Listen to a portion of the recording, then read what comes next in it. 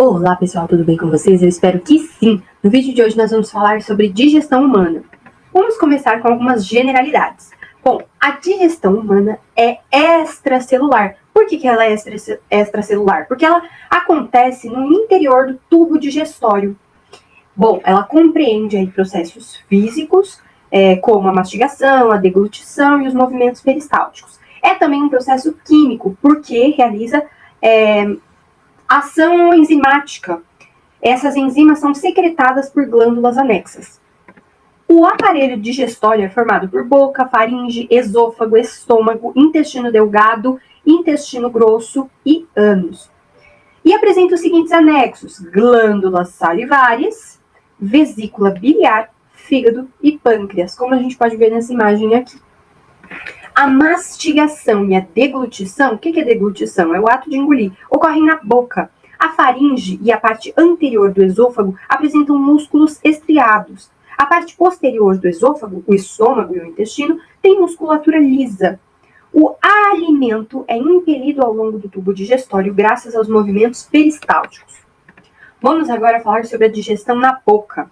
Eu vou pegar alguns pontos-chave para a gente não ficar falando sobre uma coisa por horas e horas, porque este é um assunto que me agrada muito e eu gosto muito de falar sobre este assunto, a digestão humana, gosto de falar sobre a respiração humana, mas vamos para os pontos-chave. Bom, a principal enzima da saliva é a pitialina, ou amilase salivar. Então, você pode encontrar essa enzima da saliva com estes dois nomes, pitialina ou amilase salivar.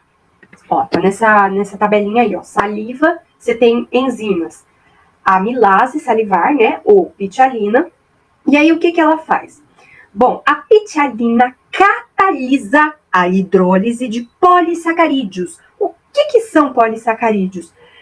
Você tem aí como exemplo amido, glicogênio, tá bom? Bom, a digestão do amido pela saliva produz maltose. Beleza, maltose é a mesma coisa que maltase? Não. Eu te falei que a pitialina catalisa a hidrólise de polissacarídeos, amido, né? E a digestão do amido pela saliva produz maltose. Agora, a maltase, que é uma enzima da saliva, a maltase, catalisa a hidrólise da maltose em duas moléculas de glicose. Glicose é um monossacarídeo. A catalase catalisa a transformação da água oxigenada em água e oxigênio. Quem é catalase? Você está vendo nessa tabelinha que a catalase é uma enzima da saliva. Vamos falar de digestão no estômago. Então, no estômago, o alimento sofre a ação do suco gástrico, que é secretado pelas glândulas localizadas na parede estomacal. Essa paredinha estomacal é protegida pelo muco.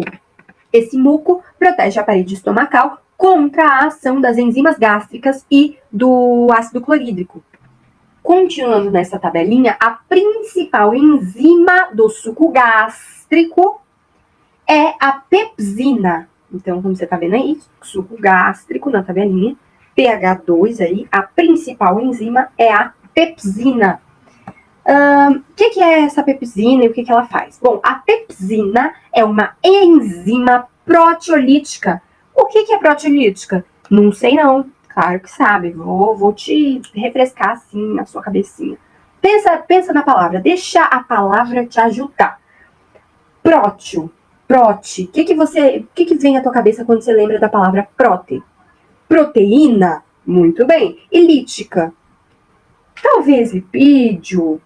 Tá, então eu vou te falar. A pepsina é uma enzima proteolítica. Proteolítica é uma enzima que digere proteínas em peptídeos. Não tem a ver com lipídios, mas sim com proteínas, tá? Então, assim, vou repetir.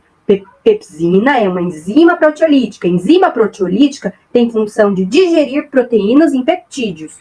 E o que tem aí nessa tabelinha que está escrito hormônios, gastrina, enterogastrona? Vamos falar sobre isso agora. A regulação hormonal é realizada por meio de dois hormônios, gastrina e enterogastrona. A gastrina é produzida pela mucosa da região pilórica do próprio estômago e tem ação estimulante, excitadora. sobre a secreção gástrica. E a enterogastrona? A enterogastrona é produzida no intestino delgado, no duodeno, em presença de gordura, e inibe a secreção gástrica. Agora, bora falar de digestão no intestino, suco pancreático. O suco pancreático é secretado pelo pâncreas. Bom, o pH desse suco pancreático é de 7,8 até 8,2. Por quê? Porque tem alto teor em bicarbonato de sódio. Então, pega essa informação e guarda no teu coraçãozinho, que já já a gente vai utilizar essa informação para os exercícios. Então, no pâncreas tem um alto teor de bicarbonato de sódio. Aqui você tem todas as enzimas desse suco pancreático, eu vou citar apenas a função de algumas mais importantes. Tipo a tripsina. A tripsina é sintetizada na forma de tripsinogênio. Atua sobre proteínas inteiras, produzindo frações menores, que são os peptídeos. A lipase pancreática hidrolisa as gorduras neutras a ácidos graxos e glicerol.